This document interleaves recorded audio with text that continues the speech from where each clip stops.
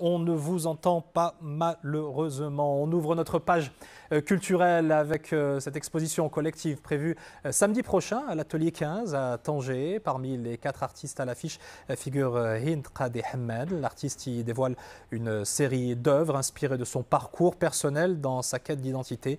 Une démarche qui mêle à la fois style naïf et figuratif avec la volonté d'affirmer avec force les différentes composantes de sa féminité tout en subtilité. Hind Qadi Hamad qui nous a rejoint sur le plateau du 20h Week-end. Bienvenue, ravi de vous accueillir. Vous abordez la peinture comme un voyage intérieur, dites-vous, où vous amenez cette exploration dans laquelle vous vous êtes lancé dans le cadre de cette future exposition.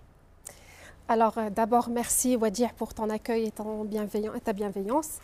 Alors, mon exploration artistique, mon chemin artistique n'est pas loin de mon autre côté de formation. Donc, j'ai fait mes études en ingénierie, donc je suis ingénieure de formation.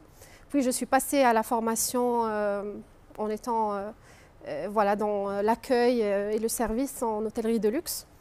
Le côté formation, ça parle un petit peu du développement personnel et du chemin vers la vérité interne. Ce qui nous aide à nous retrouver et trouver des solutions aux problèmes quotidiens. Quel style est-ce que vous avez adopté dans le cadre de ce cheminement? Qu'est-ce qui vous a inspiré particulièrement? Ce qui m'inspire, c'est le quotidien, c'est mon entourage, c'est mon propre développement, c'est les challenges du travail, de la vie du quotidien. Sur le plan artistique? Sur le plan artistique, alors j'ai une palette assez paradoxale. Donc c'est le blanc et le noir avec quelques petites touches de couleurs de temps à autre, surtout pour de l'ambiance. Et le blanc et le noir, ça symbolise un petit peu le paradoxe, l'ambivalence. Les matières que vous employez dans vos créations, vous cherchez notamment à mettre en relief ce que vous appelez les paradoxes de la vie. Expliquez-nous. Alors, dans ma vie, j'ai rencontré plusieurs paradoxes dans la science et l'art. Donc, j'ai toujours été très scientifique. J'ai eu mon bac en sciences physiques et puis, avec mention très bien. Puis, j'ai fait de l'ingénierie. Donc, j'étais toujours passionnée par la science et l'art en même temps.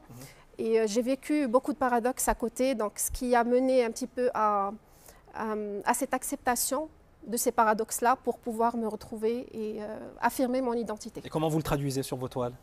Je le traduis par des silhouettes avec des touches abstraites. Donc la silhouette, c'est un petit peu la figuration.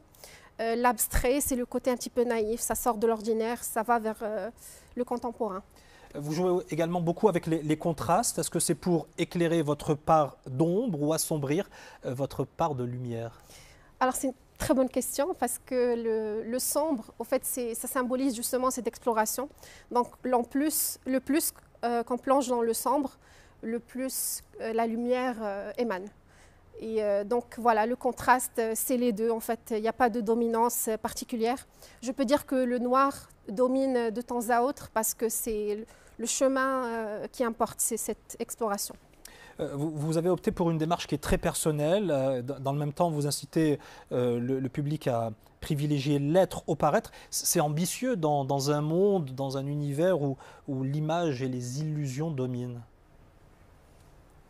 Alors, justement, ça veut dire que la recherche de la vérité vient du fait qu'on est tout le temps dans les apparences et puis on prend des rôles particuliers en famille, dans le travail, avec nos amis, etc. Et donc, il y a une crise qui se crée, une crise interne. C'est pas une chose qui est facile à dépasser. Et donc, ce type d'exploration permet justement de retrouver cette vérité interne qui est au fait la source de la compréhension du paradoxe. Et donc voilà. C'est une démarche, une espèce de quête d'identité, une quête de vérité, une recherche aussi d'un certain accomplissement de soi, presque une thérapie. Exactement. Donc voilà, le pont avec la thérapie, c'est que mes peintures ou bien mes moments dans l'atelier, c'est comme une sorte de méditation continue. Et donc la thérapie, c'est justement, ça a commencé avec la thérapie. J'ai commencé avec ma propre thérapie. Donc, Et puis, voilà, j'ai commencé à donner des ateliers d'art-thérapie par la suite pour aider voilà, mon environnement à, voilà, à dépasser leurs propres challenges avec des moyens très subliminaux, si on peut dire. Eh ben, tout ça, c'est à découvrir la semaine prochaine, fin de semaine prochaine, samedi, dimanche pour le grand public. Ça sera à Tanger. Merci beaucoup, Hind Qadhi-Hamman, d'avoir été. Je veux juste mentionner, merci beaucoup, Wadia, excuse-moi de t'interrompre. Il y a aussi une deuxième exposition à l'Akhawaïn University le 2 mars, pardon. Ça veut dire que ça sera juste après l'Akhawaïn où voilà. vous avez fait vos études. Donc finalement, la boucle est ainsi bouclée. Merci beaucoup d'avoir été avec nous dans le week-end. De la peinture, on passe à la littérature avec la clôture du 2e festival du livre africain de Marrakech. Une véritable tribune au profit des auteurs du continent qui en ont profité pour s'interroger notamment sur la place des utopies dans nos cultures respectives. Reportage Samia Harissi et Rafiqa Goumed.